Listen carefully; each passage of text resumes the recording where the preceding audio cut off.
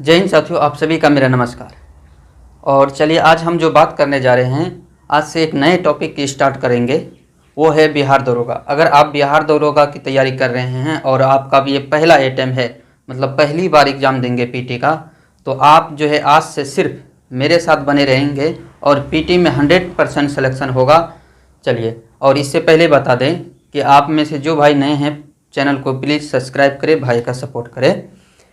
तो चलिए देखेंगे आज जो हम लोग एक नई टॉपिक। फिर बता दें, आप बिल्कुल अगर नया है, पहली बार पीटी एग्ज़ाम दीजिएगा, है ना। बिहार दरोगा को पहली बार अगर आप पीटी एग्ज़ाम दे रहे हैं तो आज से, है ना, सिर्फ मेरे साथ बने रहेंगे, सिर्फ मेरे साथ बने रहेंगे। जो भी टॉपिक हम बताएंगे, जो भी टॉपिक जो है पीटी के लिए हम बताएंगे, वो टॉपिक आपको क्या करना है, पढ़ के लाना है। फिर अगले वीडियो में हम सवाल पूछेंगे, आपको सवाल को उत्तर देना है। देखिए, आपको एक गाँव की कहानी बता रहे हैं, है ना। थोड़ा 1 मिनट सुन लीजिए आप कहानी। देखिए, एक गांव में क्या था, एक राजा था। एक गांव में एक राजा था। राजे के मन में एक विचार आया कि क्यों नहीं एक मूर्ति बनाया जाए। क्या बनाया जाए? मूर्ति बनाया जाए। तो उन्होंने क्या किया, 2 पत्थर लिया। आप लोग जानते हैं गांव में सड़क के किनारे बहुत सारे पत्थर पड़ा रहता है ना। सही बोले ना, गांव में सड़क के किनारे बहुत सारे पत्थर पड़ा रहता है। तो 2 पत्थर को लेके गया कहाँ पे, मूर्तिकार के पास। मूर्तिकार किसे बोलते हैं? जो मूर्ति बनाता है। तो राजा 2 पत्थर को ले गया मूर्तिकार के पास और मूर्तिकार को बोला कि इसे मूर्ति बना देना है, मतलब मूर्ति बना देना है पत्थर को। तो मूर्तिकार क्या करेगा, उसे छेनी हथौड़ा से तोड़ फोड़ के मूर्ति को रूप देने की कोशिश करेगा, क्योंकि उसका धंधा है वही है, उसका काम वही है। तो देखिए, मूर्तिकार ने क्या किया, पहले पत्थर पे जैसे ही एक हथौड़ा मारा, पत्थर क्या हुआ, टूट गया। पत्थर 2 भाग में टूट गया, एक भाग अलग, दूसरा भाग अलग। तो मूर्तिकार क्या करेगा, उसे फेंक दिया, उसे साइड में रख दिया। फेंका नहीं, साइड में रख दिया, क्योंकि वो टूट चुका था। और दूसरे पत्थर को जो है मूर्तिकार ने उसमें भी हथौड़ा मारा, क्योंकि मूर्ति बनाना था तो छेनी हथौड़ा तो मारना पड़ेगा। तो उसे जो है छेनी हथौड़ा मारते मारते उसे एक मूर्ति का रूप दे दिया। एक मूर्ति में वो बदल चुका था पत्थर। और कुछ दिन के बाद फिर से राजा आया कि भाई बना मूर्ति दे दो। तो मूर्तिकार ने बड़ा ही हाथ जोड़ के कहा कि साहेब, एक पत्थर तो टूट गया, दूसरा मूर्ति बन गया, लेकिन पहले पत्थर जो है, एक पत्थर टूट गया।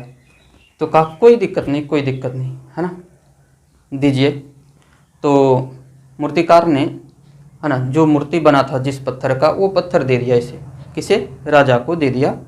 और राजा भी थोड़े चालाक होते हैं, तब तो राजा हैं। तो कहा कि वो भी पत्थर दे दो भाई, जो टूटा था वो भी दे दो। तो राजा ने क्या किया, इस मूर्ति को ले गया अपने गांव के मंदिर में रख दिया। तो मूर्ति ये तो मंदिर में ही रखेगा, मस्जिद में तो नहीं रखेंगे। तो मंदिर में रख दिया। देखिए, मूर्ति को मंदिर में रखा और जो टूटा हुआ पत्थर था उसे भी नहीं छोड़ा था। वो टूटा हुआ पत्थर को राजा ने कहाँ रखा? बाहर में रखा, जस्ट मंदिर के आगे बाहर में रखा। तो अगले ही दिन से क्या हुआ, लोग जो थे वो अंदर जाते थे मूर्ति को पूजने के लिए, और एक टूटा हुआ पत्थर बाहर रखा होता। तो आप लोग अगर जाते होंगे तो देखते होंगे कुछ लोग नारियल फोड़ता है ना। तो क्या करते थे लोग, जो टूटा हुआ पत्थर था उस पर नारियल फोड़ता था, है ना, उस पर नारियल फोड़ता था, डंगाता था, और अंदर वाले, है ना, में जो कि मूर्ति में बदल चुका था जो पत्थर, उस पर चढ़ाता था। तो यहाँ पर देखिए आप क्या सीखें। देखिए, दूसरे जो पत्थर था वो कष्ट, है ना, वो चोट, वो दाब, वो ताप को झेल लिया था, है ना। वो कष्ट, दाब, ताप को झेल के, है ना, वो फाइनल मूर्ति में बदल चुका था। इसलिए आज से वो, है ना, मतलब पूजे जा रहे हैं। लेकिन जो एक हथौड़े में, एक छेनी में फट चुका था, ताप को नहीं झेल पाया, दाब को नहीं झेल पाया, कष्ट को नहीं झेल पाया, वो क्या है, 2 भाग में टूट चुका था। और उस पर लोग अब क्या कर रहे हैं, नारियल फोड़ रहे हैं। तो आपके पास अभी बिहार दरोगा के लिए जितने भी समय हैं, आप पूरी मेहनत से लगा दे, है ना। थोड़ा कष्ट करे, है ना, रात भर पढ़े, दिन भर पढ़े, थोड़ा कम सोए, 4-5 घंटा सोए, पूरी मेहनत करे। अगर अभी आप ताप दाब, है ना, कष्ट को झेलते हैं तो 2-4 महीने के बाद पूजे जाएंगे, नहीं तो आपके भी ऊपर पत्थर फोड़े जाएंगे। सॉरी, पत्थर नहीं, नारियल फोड़े जाएंगे। जिस तरह आपने देखा कि जो पहले पत्थर था एक छेनी में टूट चुका था और बाद में उस पर क्या होता था, लोग नारियल फोड़ते थे। जो थोड़ा कष्ट सह चुका था उसमें अंदर क्या करते थे, लोग नारियल चढ़ाते थे। तो इससे आप ध्यान रखें इस बात को। आज से आप तैयारी स्टार्ट कीजिए। अभी तक अगर तैयारी नहीं स्टार्ट की हैं तो आज से जितने भी समय, लगभग 2 महीने बचा है एग्ज़ाम का, तो 2 महीना मतलब 60 दिन आपको पूरी तरह से मेरे साथ लगना है। जो भी टॉपिक हम बताएंगे, हम लोग पहले लूसेंट अच्छे से कवर कर लेते हैं, है ना। आज हम लोग आधुनिक भारत स्टार्ट करेंगे और जो भी टॉपिक आपको बताएंगे, है ना, वीडियो को देख रहे हैं, सामने में लूसेंट बुक रखिए। जैसे बताएंगे उसको अंडरलाइन करते जाना है। उसको क्या करना है, आपको अंडरलाइन करते जाना है। एक मार्कर होगा आपके पास, है ना, अंडरलाइन करने वाला, है ना। देखिए इस टाइप के मार्कर आता है, इस टाइप से, है ना। तो आप क्या करें, इससे जो है उसको अंडरलाइन करते जाएंगे, है ना। इस जो है इस मार्कर से अंडरलाइन करते जाएंगे। जो भी टॉपिक बोलेंगे, जो भी लाइन, एक एक लाइन पढ़ के सुनाएंगे आपको हम कि कहाँ से सवाल आता है। हमने निकाला है 2019 वाला, फाइनल सिलेक्शन नहीं हुआ था हाइट की कमी के कारण। और अब जो है मेरा लक्ष्य सिर्फ, है ना, अब सिर्फ मेरा लक्ष्य जो है आप लोगों के साथ रहना है, आप लोगों को मदद करना है, और कुछ नहीं, है ना, और कुछ नहीं है मेरा लक्ष्य। तो आप जो है अभी तक भी चैनल को सब्सक्राइब नहीं किए तो ज़रूर सब्सक्राइब करें। तो देखिए आपको हर एक लाइन को अंडरलाइन करना है, जहाँ बोलेंगे वहीं पे, है ना। इससे पहले आप एग्ज़ाम दिए हैं पीटी का, लेकिन पास नहीं हुए हैं, है ना, 2-4 नंबर से छूट गया, तब तो आप ज़रूर ध्यान दें।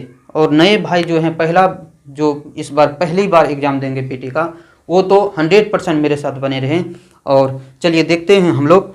तो आप जो है वीडियो देख रहे हैं, क्या देख रहे हैं ना, तो लूसेंट खोलिए, लूसेंट बुक होगा ना, देखिए लूसेंट बुक होगा, लूसेंट खोलिए, आधुनिक भारत निकालिए। क्या निकालना है आपको, आधुनिक भारत निकालिए। Chapter number 37, chapter number 37, 33, 37, 37, chapter number 37 तेजी में निकालिए। और चलिए स्टार्ट करते हैं।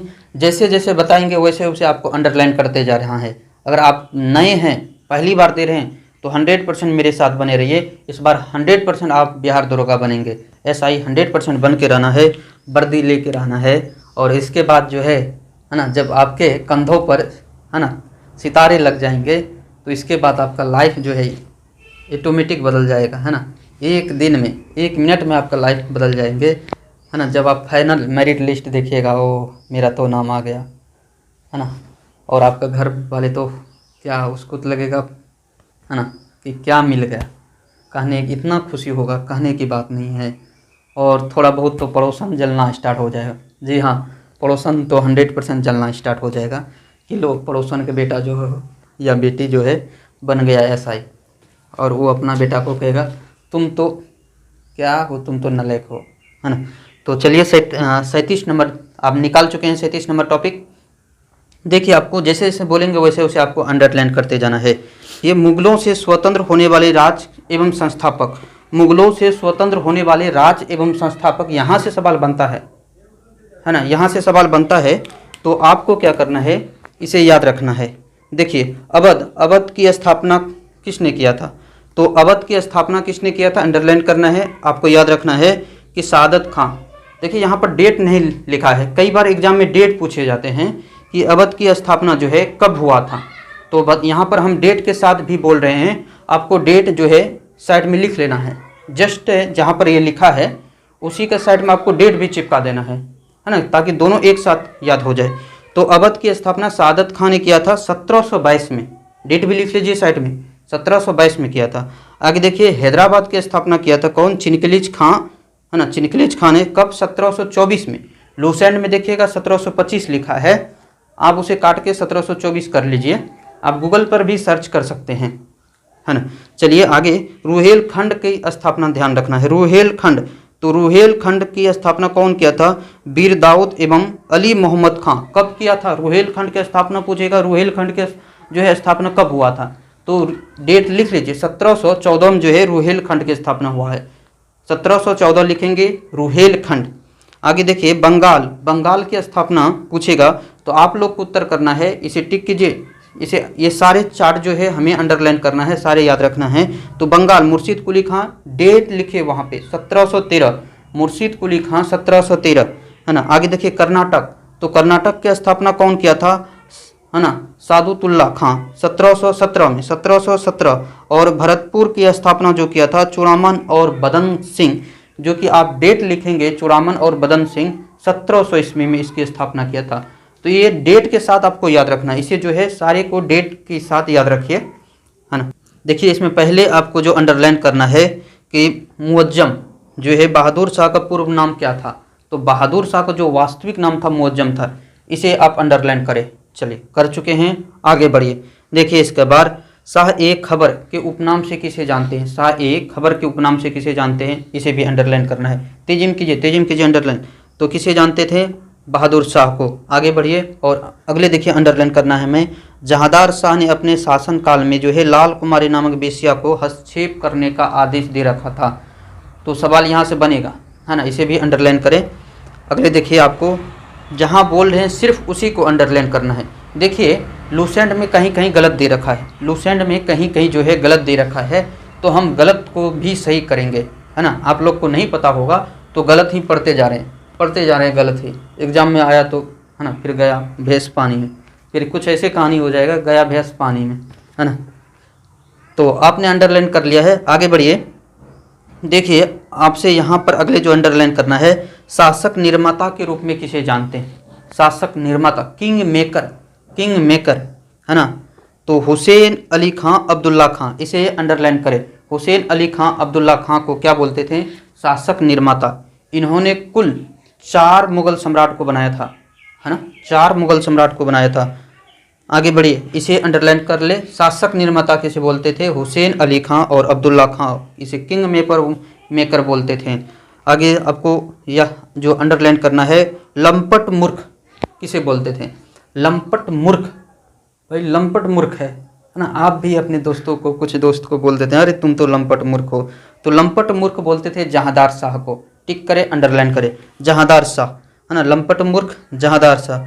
आगे देखिए घृणित कायर किसे बोलते हैं, घृणित कायर जो बोलते थे वो फर्रुखसिहर को बोलते थे, फर्रुखसिहर को, है ना, घृणित कायर बोलते थे, इसे भी टिक करना है अंदर, है ना। अगले देखिए आपको रंगीला बादशाह के नाम से कौन जानते थे, रंगीला बादशाह किसे बोलते थे, तो मोहम्मद शाह को रंगीला बादशाह के नाम से जानते हैं, आपको याद रखना है, इसे टिक कीजिए। चलिए आगे बढ़िए। इसके बाद जो आपको टिक करना है वो देखिए कि तुरानी सैनिक हैदर बेग ने 9 अक्टूबर 1720 को सैयद बंधु हुसैन अली खां की हत्या कर दी थी। तो हुसैन अली खां की हत्या किसने किया और किसके समय में किया था, हुसैन अली खां की हत्या जो है किस मुगल सम्राट के समय में हुआ था, आपको ये याद रखना है, यहाँ नहीं दे रखा है। तो देखिए ये मोहम्मद शाह के समय में ही किया था, मोहम्मद शाह के समय में किया गया था हुसैन अली खां की हत्या, है ना। चलिए आगे बढ़िए, हुसैन अली खां टिक करना है, हुसैन अली खां की हत्या कब हुई थी, सवाल पूछेगा 100%। हुसैन अली खां की हत्या किसने किया, कब किया, किसके शासनकाल में किया, ये जरूर ध्यान रखें। चलिए आगे देखिए, मोहम्मद शाह के शासनकाल में, मोहम्मद शाह के शासनकाल में ही हुसैन अली खां की हत्या हुआ था, ध्यान रखिए आप, यहाँ से सवाल बनेगा। तो मोहम्मद शाह के शासनकाल में ही हैदराबाद के चिनकिलिज खां ने निजाम मुल्क की उपाधि धारण की। तो निजाम मुल्क की उपाधि धारण किया था चिनकिलिज खां, एक ही नाम है, चिनकिलिज खां कहिए या निजाम उल मुल्क कहिए। इन्होंने जो है 1725 में स्वतंत्र राज्य की स्थापना की था, मतलब हैदराबाद। देखिए यहाँ 1725 लिखा है, 1725 लिखा है, जो बिल्कुल गलत है ना। तो ये लूसेंट में गलत दे रखा है, तो आप लोग को लगा ऐसा लगता होगा लूसेंट में जो भी लिखा है ना, लूसेंट में जो भी लिखा है वो पूरा सही लिखा है, तो ऐसा जरूरत नहीं है, लूसेंट में भी कुछ मिस्टेक है। तो आप लोग अभी भी गूगल पर सर्च कर सकते हैं कि हैदराबाद, स्वतंत्र राज्य हैदराबाद की जो है स्थापना कब हुई थी, तो 1725 में नहीं हुआ था, ये जो है 1724 में इसकी स्थापना हुआ था। ध्यान रखिए, इसकी स्थापना 1724 में हुआ था, समझ चुके हैं। तो यहाँ पर आप लोग उसे काट के सही कर लीजिए, 1724 में इसकी स्थापना हुआ है, तो पूछिएगा सवाल। चलिए आगे बढ़ते हैं हम लोग। अगले देखिए, आपको यहाँ पर जो टिक करना है आगे, हैदराबाद की स्थापना तुरानियों ने किया था और अवध की स्थापना ईरानियों ने किया था, ये अंडरलाइन करें। आगे बढ़ते हैं, चलिए आगे जो है हम लोग आगे बढ़ते हैं। देखिए यहाँ पर एक नीचे में नोट्स में लिखा होगा, नोट करके लिखा होगा कि मुग़ल सम्राट मोहम्मद शाह ने सादत खां को बुरहान उल मुल्क की उपाधि दी। तो इसे भी अंडरलाइन कर लीजिए। बुरहान उल मुल्क की उपाधि जो है ना, सादत खां को किसने दिया, किस मुग़ल सम्राट ने दिया, सवाल पूछेगा तो मोहम्मद शाह ने दिया था। किसने दिया था? मोहम्मद शाह ने दिया था। सादत खां का असली नाम ध्यान रखना है, मीर मोहम्मद अमीन था। चलिए, इतना तक आप लोग क्या कर लिए होंगे? टिक कर लिए होंगे, अंडरलाइन कर लिए होंगे। चलिए आगे बढ़ते हैं, हम लोग अगले देखते हैं। एक भी सवाल नहीं छूटेगा आपका। पीटी मेंस की बात नहीं कर रहे हम। मेंस जैसे ही पीटी एग्ज़ाम खत्म होगा तो हम लोग मेंस भी चलाएंगे, मेंस भी देखेंगे कहाँ कहाँ से सवाल आता है, तो मेंस भी देखेंगे। तो इसमें जो हम लोग सिर्फ कर रहे हैं किसकी बात? तो पीटी की बात कर रहे हैं, पीटी पास करने की रणनीति कर रहे हैं, है ना। चलिए आगे देखिए, आगे आपको टिक करना है, अंडरलाइन करना है। देखिए पूछेगा नादिर शाह, है ना, दिल्ली पर कब आक्रमण किया? डेट पूछता है कि नादिर शाह दिल्ली पर जो है राजधानी पर कब आक्रमण किया था। तो ध्यान रखिएगा 1739 में। और फिर पूछेगा किसके समय में, किसके समय में? तो मोहम्मद शाह के समय में आक्रमण किया था। तो आप लोग इसे अंडरलाइन करें, है ना, कि ईरान के सम्राट नादिर शाह ने 1739 में दिल्ली पर आक्रमण किया, अंडरलाइन। उस समय दिल्ली का शासक कौन था? मोहम्मद शाह। दिल्ली के शासक नहीं, उस समय मुग़ल बादशाह कौन था? तो मोहम्मद शाह जो था मुग़ल बादशाह था। और ईरान का नेपोलियन किसे कहते हैं? इसे भी टिक करें, ईरान का नेपोलियन नादिर शाह को बोलते हैं। आगे देखिए, अगले आपको क्या कहाँ पर टिक करना है? देखिए अगले जो आपको तख्ते ताउस, है ना, यहाँ पर टिक किए कि तख्ते ताउस मयूर सिंहासन पर बैठने वाला अंतिम मुग़ल शासक, मयूर सिंहासन पर बैठने वाला अंतिम मुग़ल शासक कौन थे? इसे टिक कीजिए। तो ये मोहम्मद शाह था, अंडरलाइन कर लिए हैं। चलिए आगे बढ़ते हैं। देखिए शाह आलम द्वितीय, तो कई बार शाह आलम द्वितीय का वास्तविक नाम पूछा जाता है। तो शाह आलम द्वितीय का वास्तविक नाम क्या था? कई बार एग्जाम में पूछा गया है बिहार दरोगा का। तो ये क्या था? अली गौहर, ध्यान रखें, अली गौहर। तो शाह आलम द्वितीय के शासनकाल में 1803 ईस्वी में अंग्रेज ने दिल्ली पर कब्जा कर लिया था। तो सवाल बनेगा अंग्रेज ने कब दिल्ली पर कब्जा कर लिया था? तो शाह आलम द्वितीय के समय में 1803 ईस्वी में अंग्रेज ने दिल्ली पर कब्जा कर लिया था। इसे अंडरलाइन करें। आगे बढ़िए, आगे देखिए पानीपत के तीसरे युद्ध, पानीपत के तीसरे युद्ध तो 1761 में हुआ था, इसे टिक करना है। मराठा एवं अहमद शाह अलाब्दी की सेना के बीच हुआ था।